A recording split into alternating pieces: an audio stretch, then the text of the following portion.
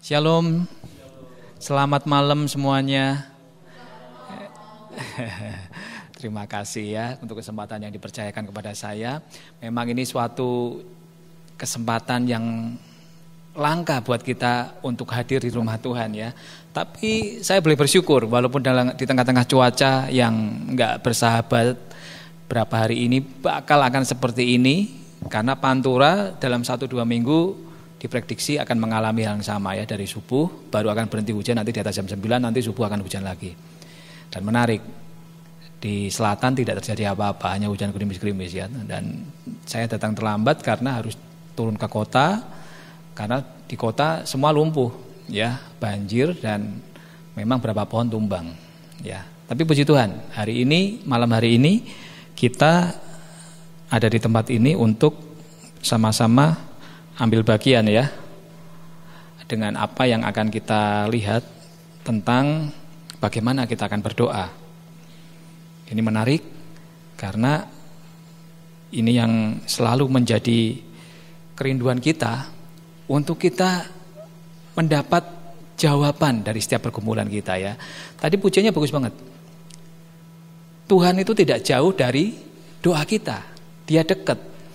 Nah, tinggal pertanyaannya bagaimana kita mensikapi, bagaimana kita memohon, bagaimana kita meminta ya. Minggu kemarin saya juga dikejutkan ya, kita tahu ya, satu keluarga lompat dari rooftop apartemen Jakarta. Dan ini tanda tanya besar, aneh, ada apa dunia ini ya, hari-hari ini kan. Kita nggak pernah tahu apa yang dialami kita masing-masing pribadi. Tapi pertanyaannya, sejauh mana kita bisa menguasai diri kita, bagaimana kita bisa mengelola diri kita dalam kondisi kita seburuk apapun, di level terendah apapun. Harusnya kita tetap ingat, kita punya Tuhan yang maha dahsyat. Amin. Punya Tuhan yang maha kuasa, yang maha mengasihi kita. Nah, jadi pertanyaan, apakah kita bisa ya terus ambil yang terbaik, apa yang Tuhan kasih walaupun di musim hidup kita yang terburuk sekalipun. Baik Bapak Ibu Saudaraku, doa adalah bentuk permohonan ya, suatu harapan, suatu permintaan. Bahkan kadang-kadang kita berdoa sebagai suatu bentuk pujian, sanjungan kepada Tuhan kita ya. Nah, kita berpikir ketika kita berdoa, biasanya kalau kita ingat berdoa, biasanya kondisi kita tuh dalam kondisi yang nggak baik. Kondisi kita tidak sedang beruntung, ya. Kondisi kita dalam keadaan terpuruk dalam kehidupan kita, dalam bahaya, dalam sakit, dalam pergumulan yang mungkin kita nggak pernah tahu kapan ini bisa berakhir. Nah, kita lihat sama-sama di Matius 7 ayat 7 dan 11, ya. Tuhan Yesus mengajarkan kepada kita, mintalah maka akan diberikan kepadamu, carilah maka kamu akan mendapat, ketoklah maka pintu akan dibukakan bagimu.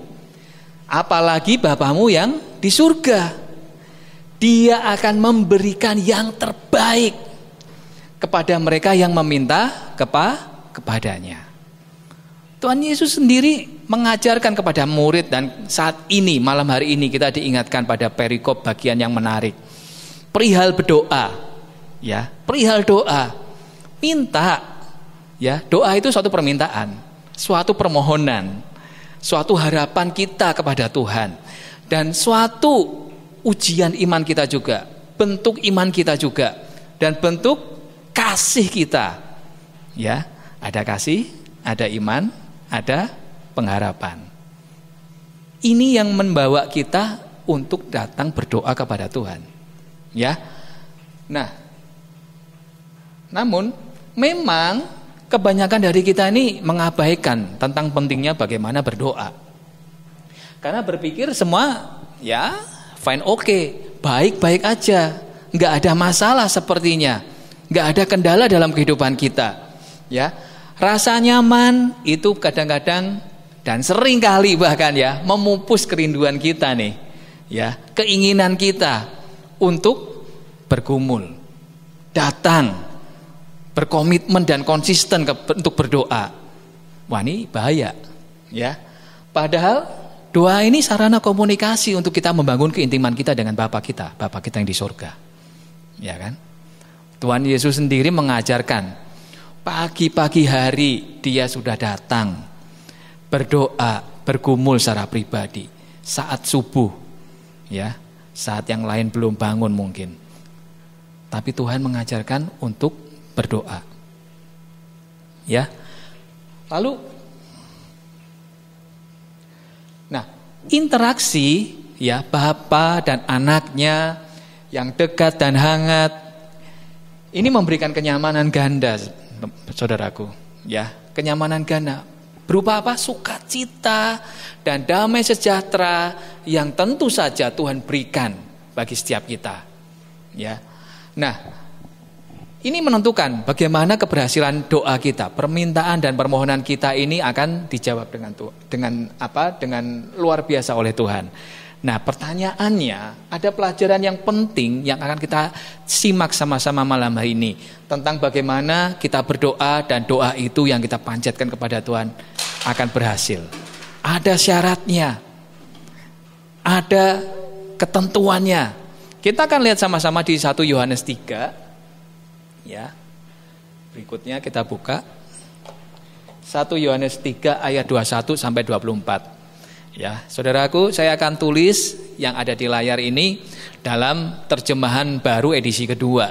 Ya, lebih sederhana, tapi nggak beda jauh dengan Alkitab kita yang saat ini ya, terjemahan baru ya.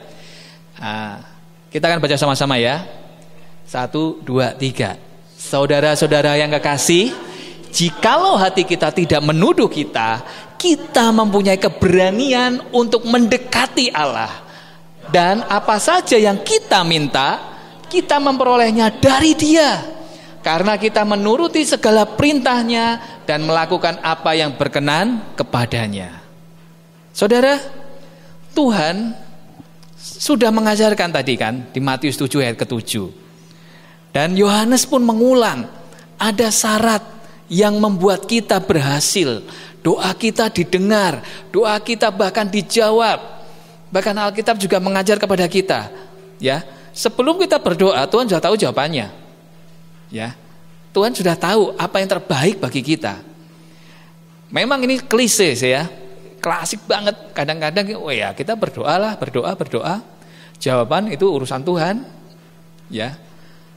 Tapi ada hal-hal yang menghambat bagaimana kita berdoa dan Tuhan sungguh-sungguh akan mengabulkannya. Ada 3 hal yang akan kita pelajari dari 1 Yohanes 3 ayat 21 sampai 24 ini. Yang pertama, silakan, menaati semua perintah Allah, ketetapan Allah. Kenapa? Mentaati berarti kita mengikut serta mau mengerjakan apa yang menjadi ketetapan Allah. Apa yang menjadi kerinduan Allah untuk kita harus kerjakan. Ya, enggak gampang. Bentuk kepatuhan pada Allah, ya, itu menunjukkan juga kesetiaan kita kepada Allah. Ya. Menunjukkan kesetiaan, kasih setia kita kepada Allah. Dan kesalehan sejati yang harusnya kita tunjukkan kepada Allah. Ya. Kadang-kadang ya ini tadi, keakuan kita, ya, keegoan kita, kemampuan kita, kepandaian kita, kecakapan kita itu membuat Allah nomor sekian. Jujur saja, ya. Saya diperhadapkan dengan suatu kenyataan harus melayani tidak langsung memang ya, seorang jemaat di Salatiga. Orangnya bisa dibilang susah diatur. Udah berumur tidak tambah bijaksana tapi aneh. Tinggal di tengah lingkungan nggak bisa menjadi teladan. Usia udah 60 tahun lebih, bayangkan. Sudah punya anak, punya istri, tentu saja ya, punya cucu mungkin ya. Tapi hidupnya tidak menjadi berkat di tengah-tengah lingkungan. Ya, ada aja jadi masalah. Dan salah seorang teman diutus pastornya, gembalanya untuk melayani orang ini. Ya, dan saya bilang ini nggak cukup seperti ini. Ya, ini mentalnya udah harus dididik ulang ya. Tapi usia udah sekian usia ya, Mana mungkin dibentuk. Sulit banget. Sama tetangga bentrok. Ya, hanya nurut sama Pak RW. Semua nggak mau diturut. Ya, nggak mau kerja. Makan minta tetangga, minta sana, minta sini, nyusahin. Ya. Rumah nggak terurus, halaman rumput tinggi, pohon tinggi. Ya. Bagaimana mungkin dia menjadi berkat? Ya. Dan saya bilang, ini kayaknya harus berjejaring ini ya. Dinas sosial, pemerintah harus turun tangan, mungkin harus dikasih treatment ini ya. Khusus kayaknya kita nggak mungkin ini. Butuh psikolog atau psikiater mungkin mengatasin orang ini, ya. Jadi, saya pikir ini jadi catatan. Lalu disampaikanlah ke gembala, ya oke, kalau gitu kamu support ya, kamu dukung, ya. Balik-baliknya saya juga harus ambil bagian. Tapi saya senang, saya suka cita. Ya, saya minta Tuhan kasih hikmat. Apapun yang Tuhan mau untuk kita kerjakan dalam kehidupan kita, sekalipun gak enak, sekalipun itu membuat kita merasa ya diri kita, derajat martabat kita harus turun, ya, harus merendahkan diri, kerjakan. Ya, bayangkan ya, kita sudah berbuat sopan ini, sampaikan komunikasi yang baik, tapi beliau, maunya sendiri. Ya, saudara, kadang-kadang kita sulit ya untuk patuh dengan apa yang Tuhan mau, mentaati apa yang Tuhan ingin kita kerjakan dalam kehidupan kita. Padahal ini satu kunci. Salah satu kunci supaya doa kita berhasil, Tuhan mau. Bayangkan, kalau kita nggak bisa mengikuti apa yang Tuhan mau, bagaimana Tuhan juga punya simpati, punya empati dengan apa yang dialami dalam kehidupan kita, betul? Kita punya banyak pergumulan, kita banyak permasalahan dalam kehidupan kita. Kita nggak bisa lepas dari permasalahan. Ya, pribadi masing pribadi, bahkan di tengah-tengah keluarga kita. Keluarga kecil kita, keluarga besar kita, dengan karakter yang unik. Ya, kita harus layani semua pribadi. Tapi tanpa hikmat dari Allah, tanpa pertolongan dari Allah, sekalipun kita berdoa, kita berupaya dengan kemampuan kita, sepertinya akan sia-sia. Ya. Lalu apa berikutnya? Yang kedua, melakukan apa yang disukai Tuhan. Ya, maksudnya apa? Hidup berkenan kepada Allah artinya seluruh aspek kehidupan kita harus menyenangkan Tuhan, harus menyukakan hati Tuhan. Ya, Allah memberi teladan yang nyata dalam kehidupan Kristus, ya. Dan kasih Kristus itu luar biasa, enggak tanggung-tanggung. Ya, sebetulnya saya ingin berbagi tentang bagaimana Tuhan Yesus berdoa. Ya, Tuhan Yesus berdoa sederhana. Tuhan ingin kita bersatu, murid-murid bersatu, seperti Kristus dan Bapa adalah satu. Tapi kenyataannya enggak seperti itu ya. Kadang-kadang kita merespon kehidupan kita, enggak memberikan seluruh yang terbaik, seperti yang Tuhan Yesus sudah dedikasikan dalam hidupnya. Yang tidak berdosa dibikin berdosa. Ya, yang tadinya kudus harus menanggung dosa setiap umat manusia. Ini menjadi peringatan buat kita, pribadi masing pribadi. Kalau kita sudah melihat nyata kasih Kristus dinyatakan dalam hidup kita, sebentar berapa minggu ke depan kita akan menjalani Pekan Kudus, ya, Jumat Kudus, bahkan Paskah, ya, pembuktian kasih Allah atas kehidupan kita. Kadang-kadang kita merespon hidup kita itu susah ya. Tuhan Yesus sudah mempersembahkan hidupnya, mempersembahkan zona nyamannya.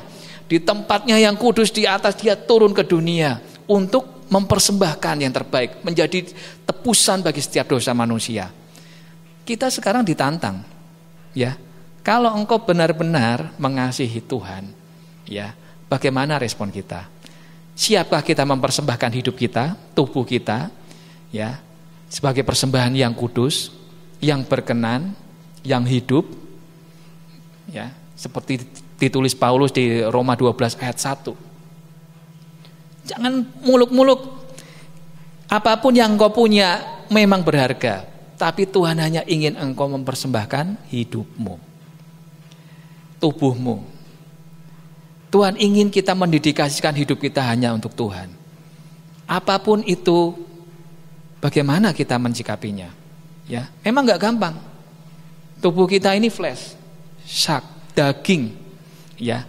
Tubuh daging kita, tubuh alamiah kita, tubuh jasmaniah kita, ini masih mengalami intervensi dari si jahat, betul?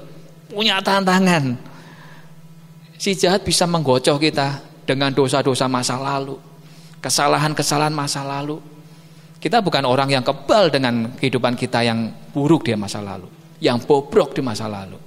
Saya akui, saya sering bersaksi ya di teman-teman pemuda, bahkan remaja, saya akuin bahwa hidup muda saya nggak baik.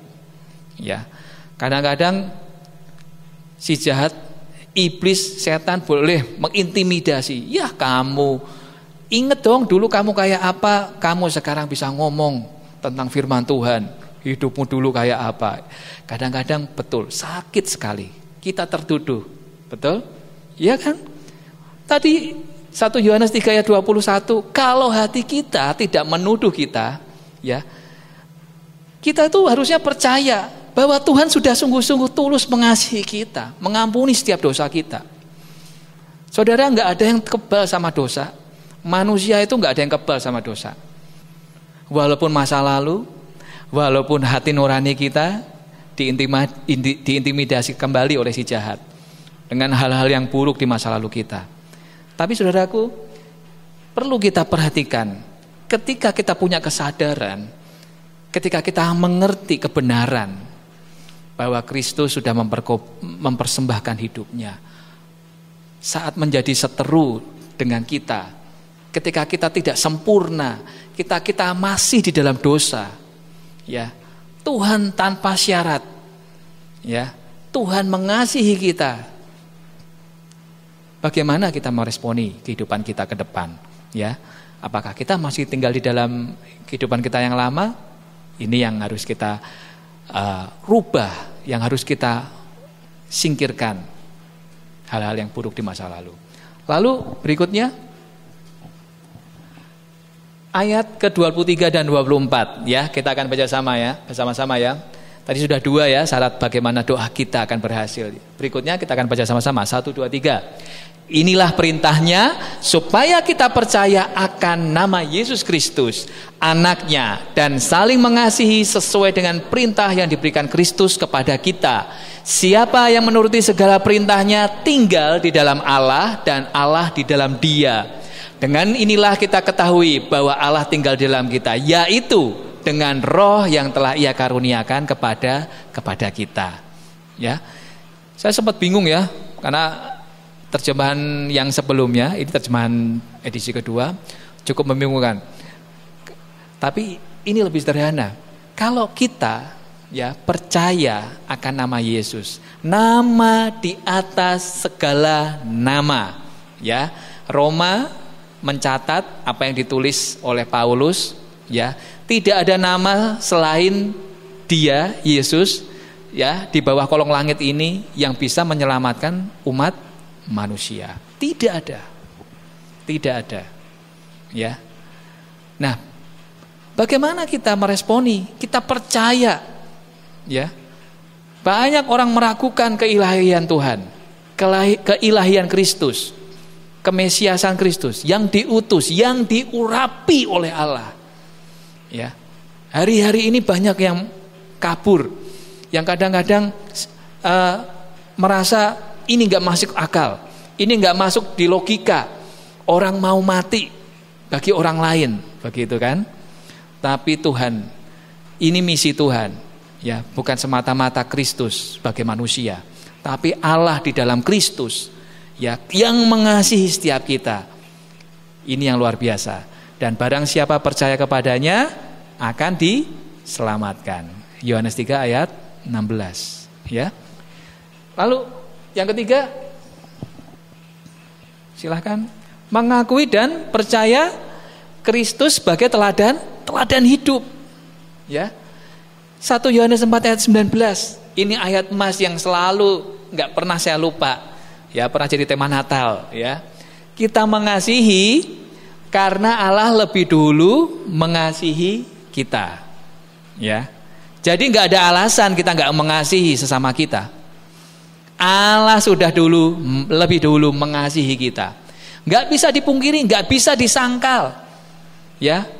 Orang meragukan kasih Allah lewat pengorbanan Kristus, tapi nyata. Ya kan? Tuhan sendiri mengajar. Ya. Tuhan memberi perintah baru kepada para murid untuk saling mengasihi. Di Yohanes 13 ayat 34, di Yohanes 15 juga ditulis hal yang sama. Mengasihi, Tuhan Yesus memberi contoh konkret yang nyata. Mengasihi tanpa syarat. Bukan hal yang mudah memang. Ya. Nah, betapapun ketika kita berdoa, kita memohon meminta kepada Allah, kalau kita tidak punya kasih, sekali lagi, tidak punya kasih, semua akan sia-sia. Percuma, mubazir, doa kita panjang-panjang, berlama-lama, nggak akan ada gunanya. Ya, Allah mengajar bagaimana bila kita gagal mengasihi sesama kita, ya, maka doa kita pun tidak akan dijawab, tidak akan dikabulkan. Ya, firman Tuhan mengajar, ya, ketika engkau berdoa, ingatlah dahulu akan saudaramu, ya. Apakah engkau bisa mengampuni mereka? Betul? Kalau engkau gak bisa mengampuni, wah, percuma kita berdoa. Ya, Tuhan gak akan dengar doa kita. Mengampuni adalah bentuk mengasihi. Ya, bentuk nyata mengasihi adalah mengampuni. Gak gampang. Mengampuni, memaafkan itu bukan hal yang sulit. Tapi memang harus punya kekuatan hati, ya, untuk melepas beban, melepas pengampunan itu, ya. Doa adalah wujud iman dan pengharapan dan akan kosong. Gak ada artinya tanpa adanya kasih. Jadi luar biasa, ya, saya dapatkan hal yang menarik. Ada keterkaitan antara doa, kasih, iman dan pengharapan. Ya, saat kita berdoa itu harus berlandaskan kasih. Harus berimankan, percaya kepada Tuhan. Dan tentu saja punya harapan bahwa Tuhan akan menjawab, bahkan sudah mendengar, bahkan menjawab setiap doa-doa kita. Saudara, kalau saudara sepupu kita selalu berkata, kalau Tuhan mengizinkan, begitu kan? Sepertinya ini mematahkan apa yang kita imani selama ini. Ya. Doa kita pun juga kadang-kadang seperti itu, ya. Tapi ada hal yang menarik. Tahun kemarin saya berbagi juga prapaskah, ya, di persekutuan Menara Doa Rabu malam tentang let your timing done, ya. Biarlah kehendak Tuhan Allah yang terjadi. Ya. Ini sungguh-sungguh. Kalau kita menyampaikan dengan segenap hati kita, nggak salah kalau Tuhan menghendaki terjadilah apa yang Tuhan mau. Tapi ada sisi lain, ya. Ketika kita mengucapkannya dengan tidak ada rasa percaya kepada keilahian Kristus, ya itu menjadi paradoks, akan bertolak belakang. Ya, sepertinya kita beriman, tapi kita memungkiri iman kita. Ya. Suatu keniscayaan untuk itu akan terjadi saat kita ragu, nggak percaya akan kehebatan nama Yesus, ya. Bapak Ibu Saudaraku, saya pernah saksikan, mungkin beberapa belum pernah dengar, ya. Musim hujan begini juga, ya, sekitar tahun 90, berarti sudah hampir 25 tahun lebih, ya, 30 tahun lebih bahkan, ya, 34 tahun, saya masih ingat harinya, 26 Januari 1990. Itu hari Jumat, hari Kamis atau Jumat, saya lupa harinya, ya. Hari Jumat atau Kamis malam, hujan seharian seperti ini, ya. Dari 2 hari nggak ada berhenti hujan, ya. Menjelang tengah malam hujan berhenti, tapi dalam sekejap, nggak ada 30 menit, air naik, ya, dengan cepatnya sampai 3 meter lebih. Kami mengungsi ke lantai 2, ya. Papi, mami, satu adik kami, ya, kita naik ke loteng. Dan air naik terus, kita udah naik di atas dipan, di atas kasur. Ya, sudah tinggal 3 cm air itu akan membasahi kasur kami. Kaca sudah kita pecah. Papi bilang kita keluar lewat jendela. Saya bilang no, enggak. Ya, kenapa? Mami sedang hamil besar. Ya, sedang hamil, ya kita nggak bisa keluar kan? Masa tinggalin mami? Ya, saya nggak mau. Ya, sudah. Saya mau berdoa dulu. Kita berdoa. Saya hanya berdoa singkat. Tuhan, tolong kami. Tolong kami. Saya punya Tuhan yang hebat. Tuhan tolong kami. Dalam nama Tuhan Yesus. Amin. Nggak ada 5 menit airnya surut. Seketika. Jadi banjir bandang ya. Itu terkenal sekali itu tahun 90. Banjir bandang tahun 90. Itu banyak korban jiwa waktu itu. Ya, di Semarang bawah. Ya. Kita punya harapan, punya iman. Kalau kita percaya dalam nama Kristus, dalam nama Tuhan Yesus, Tuhan dengar doa kita. Ya, nggak mungkin di depan rumah, sekeliling rumah tuh udah air kayak lautan. Ya, di dalam rumah aja 3 meter, di luar arusnya lebih ngeri lagi. Tapi saya putuskan, saya tinggal dan saya berdoa. Dan Tuhan tolong, ajaib. Nama Yesus sungguh ajaib kalau kita percaya. Amin. Ya. Lanjut. Ya, doa adalah refleksi kasih kita kepada Allah. Ya, yang diwujudkan dalam mengasihi sesama. Betul? Refleksi kasih kita.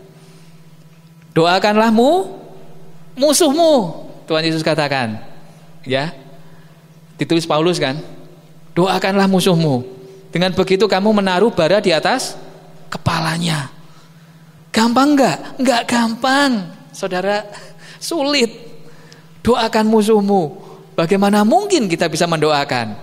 Ya, perbuatannya, sikapnya, perilakunya ngeselin, perkataannya tajam banget, ya kan? Saya termasuk orang yang ngomongnya enggak enak kadang-kadang. Ya, maksudnya tegas tapi penyampaiannya enggak enak. Tapi perhatikan. Enggak selamanya. Kalau teman-teman bertemu dengan pribadi-pribadi seperti saya ya, bahkan mungkin Ruth juga pernah punya pengalaman ya, ya, nggak cuman manusia biasa, hamba Tuhan juga punya ketegasan yang kadang-kadang melebihi batas dan itu kadang-kadang menggemparkan ya. Tapi perhatikan ya, merefleksikan kasih itu berarti kita mengasihi sesama, ya, mewujudkan kasih kita kepada Tuhan lewat sesama. Yang kedua, doa itu menjadi penanda kehadiran Allah dalam kehidupan kita. Betul? Hidup orang percaya harus menunjukkan kehadiran Allah. Tidak boleh tidak. Ya. Tadi dijelaskan di ayat ke-24, ya, kalau ada Allah di dalam kita, kita di dalam Tuhan, ya, sama seperti kan tentang pokok anggur yang benar. Kita hidup melekat pada pokok anggur itu. Ya. Artinya apa? Kalau kita menempel pada sumber yang baik akan menghasilkan yang baik. Betul? Buah yang baik dihasilkan dari pokok yang baik. Betul? Enggak mungkin. Kalau kita menyatakan yang buruk lalu kita mendapatkan yang baik, itu sulit sekali. Ya, hampir enggak mungkin, ya. Yang ketiga, Roh Kudus di dalam kita turut berdoa, saudara-saudara, ya. Berdoa untuk menyampaikan unek-unek kita, pikiran kita, pergumulan kita yang bahkan tidak mungkin tersampaikan. Ya. Benar enggak? Kita punya satu titik terendah dalam kehidupan kita. Tuhan, sakit. Tolong Roh Kudus. Tolong. Ya, sampai kita nggak bisa ngomong, tapi sikap hati kita, sikap doa kita kepada Tuhan itu masih berlanjut. Ya. Saya pernah alami hal yang sama, bergumul untuk biaya pendidikan studi kami, studi saya pribadi waktu itu ya. Ya, sekitar 25 tahun yang lalu. Saya ya bukan dibilang punya jiwa petarung yang cukup kuat ya. Karena apapun harus saya kerjakan. Aktif di organisasi, harus bekerja di malam hari, di siang hari harus berkuliah, pagi hari jam 7 jadwal pagi harus kuliah. Kalau jadwal studio itu hampir sepanjang hari harus ada di kampus. Ya. Untuk apa? Untuk membiayai studi saya. Ya, satu titik saya bingung harus selesai melunasi biaya SKS ya. Kalau sekarang jarang ya biaya SKS itu ya, tapi sekarang sudah paket ya. Kalau dulu masih model SKS. Dan saya menangis di hadapan Tuhan, nggak bisa ngomong lagi, ya, nggak bisa ngomong lagi, nangis saja udah. Setelah berhenti, lega, ya, tertidur dan terbangun karena ada telepon. Dulu telepon belum ada handphone ya, telepon masih kering-kering, suaranya berisik, ya. Saya terima, ternyata yang telepon dari kampus. Kamu besok harus datang ke kampus, kami butuh tanda tanganmu. Kalau enggak beasiswa enggak dicairin. Waduh, ajaib, ajaib. Tuhan lakukan mujizat. Saya pikir saya enggak tembus beasiswa saya, karena dulu beasiswa susah nyarinya dan terbatas, limited. Ya, hari itu saya bersyukur, saya nangis sekali lagi di hadapan Tuhan. Tuhan, saya bersyukur punya Allah yang hidup seperti Engkau, ya. Dan Roh Kudus menyempurnakan doa kita, ya. Saudara,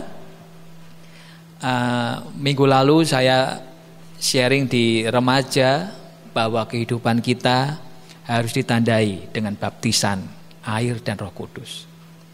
Ya, baptisan Roh Kudus itu datangnya dari Allah sendiri. Ya, setiap orang yang percaya mengaku dalam mulutnya bahwa Yesus sudah mati dan percaya dalam hatinya dia sudah bangkit dan hidup bagi kita, ya, kita akan diselamatkan.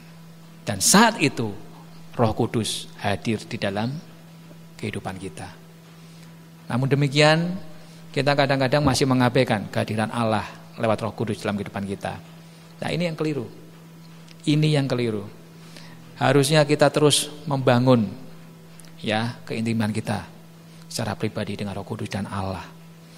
Ya, satu entitas dalam 3 pribadi yang kita kenal. Ya, Allah Bapa, Allah Putra dalam Kristus, dan Allah Roh Kudus. Kita harusnya punya hubungan komunikasi yang baik, yang intim. Namun bagaimana kalau kita nggak punya itu tadi? Ya, lanjut. Oke, selamat mengasihi, selamat menyenangkan Tuhan, ya, dan selamat mempercayainya. Kenapa? Niscaya doa-doa kita pasti berhasil. Amin. Kalau kita mengasihi, kan perintahnya kan, kalau kita mengasihi, kalau kita menyenangkan Tuhan dan mempercayainya, saya yakin dan percaya Bapak, Ibu, Saudara selalu doa-doanya tidak hanya didengar, Tuhan akan jawab. Dan Tuhan limpahkan dengan sukacita dan damai sejahtera. Kiranya ini semua boleh memberkati kita semua. Tuhan Yesus memberkati.